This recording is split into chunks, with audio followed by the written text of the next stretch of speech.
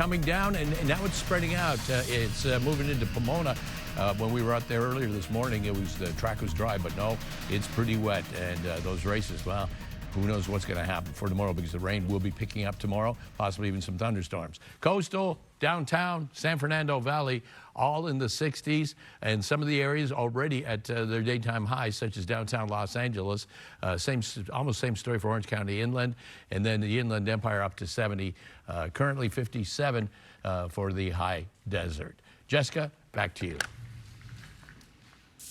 Mark, thank you. Safety precautions are being taken all around Southern California as a powerful storm moves through.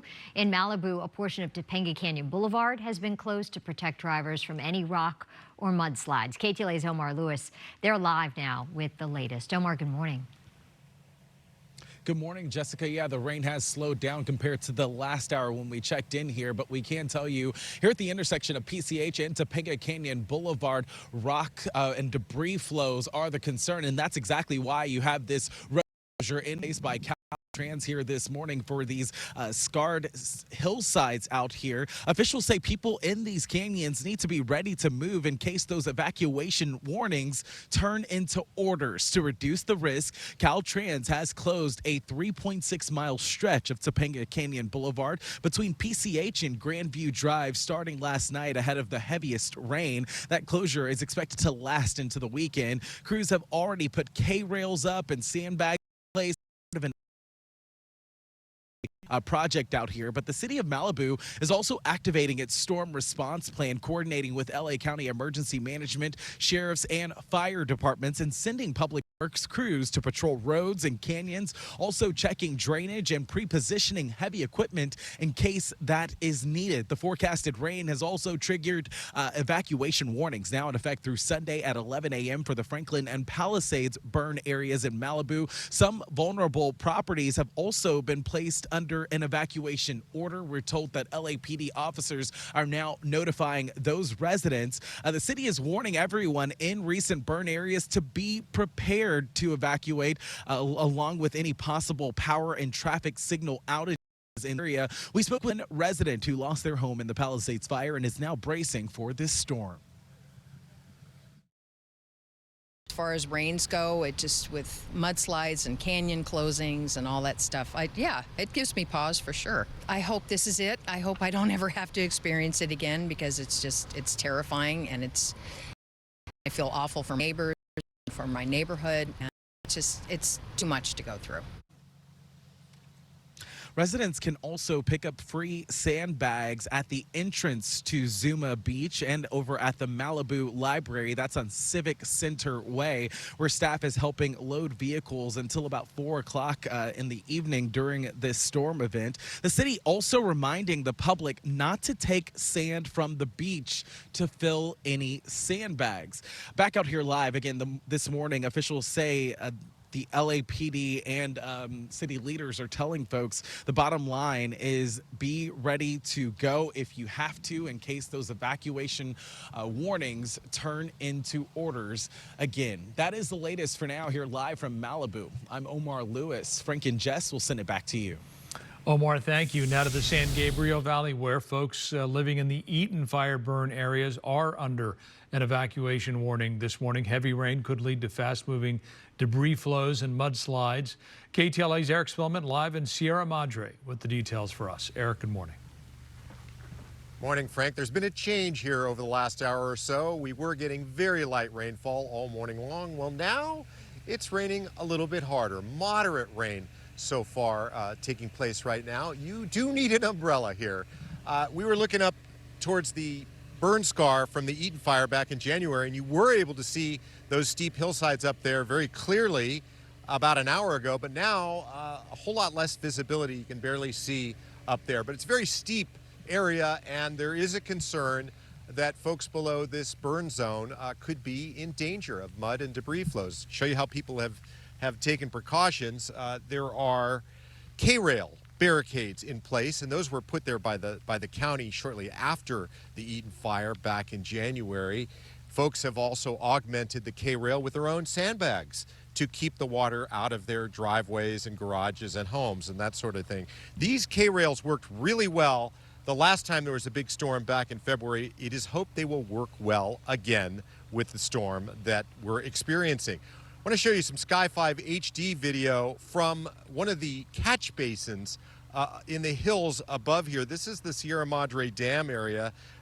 Crews from LA County Public Works have spent a lot of time removing tons of dirt, rock, and debris from these debris basins. That creates more capacity so that they won't overflow, and that protects communities below them from flooding and from mudslides. So it's really a crucial part of preventing problems in these areas. There's a phase 1 evacuation warning that's in effect since 6 p.m. last night. Show you some of the maps in place here. We're talking about the neighborhoods in the Sierra Madre and Altadena areas near or in the burn scar zones. Phase 1, what does that mean? Well, that means there's a chance or a pretty high risk that there will be flooding and debris flows. That will change at 8 p.m. tonight into a phase 2, which is essentially evacuation order, telling people that there's a pretty good, more than a good chance that there could be widespread flooding, flash flooding, or debris flows in this area. How have people been preparing? Well, let me show you some pictures. You have folks going to various places to pick up sandbags, filling up the sandbags, bringing them to their properties. And people have packed belongings just in case they do have to evacuate quickly when they get an alert that there's a real potential danger here. And you know, we're talking about people who live near this burn zone. These are folks that in cases, they're still from the trauma of the January fire. They've been fighting with insurance companies. Some in Altadena are building their homes, or they've just moved back into their homes. So the last thing they need is a damaging storm. We spoke to a woman here in Sierra Madre about the storm we're experiencing right now. Does this concern you at all? Hi, not at all. They always give us evacuation warnings, but it's fine every time. I think a lot of the trees have grown back out again, so it's not so much of a problem anymore as it was when it first started raining beginning of February. So, but I think we're okay. You're not leaving? No, we're not leaving.